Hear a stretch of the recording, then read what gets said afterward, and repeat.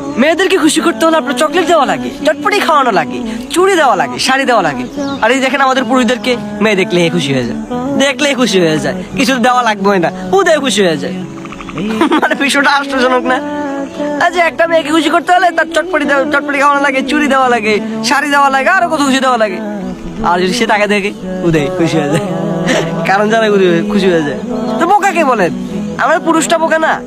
আমরা কেন একটা মেয়েকে খুশি করতে গিয়ে চটপটি খাওয়াবো, চুড়ি দিব, শাড়ি দিব, হ্যাঁ তুমি আমার, তোমাকে চাই, তোমাকে পেতে হবে, তোমাকে চাই, এগুলো কেন? কি দরকার?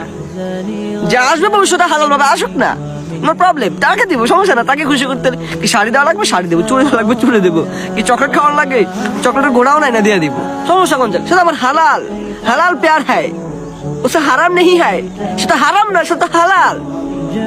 মানে হারাম ভাবে একটা মেয়েকে খুশি করতে চকলেট দেয়, চটপুরি খাওয়ায়। আজকে কি খাবা জানো? চটপুরি খাবা নাকি আজকে বেলপুরি খাবা? কি খাবা? চুড়ি দিব আজকে না শাড়ি দিব? দিব কি লাগবে কোনটা?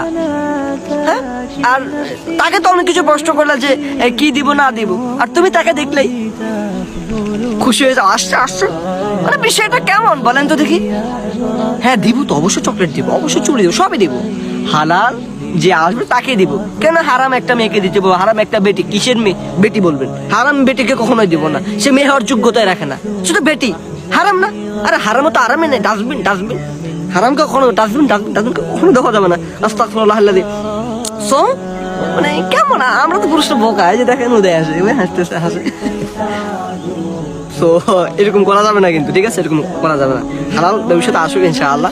চটপটি না, চটপটি গোড়াও না দিবেন, চকলেট গোড়াও না দিবেন ইনশাআল্লাহ, ঠিক আছে? আসসালামু আলাইকুম।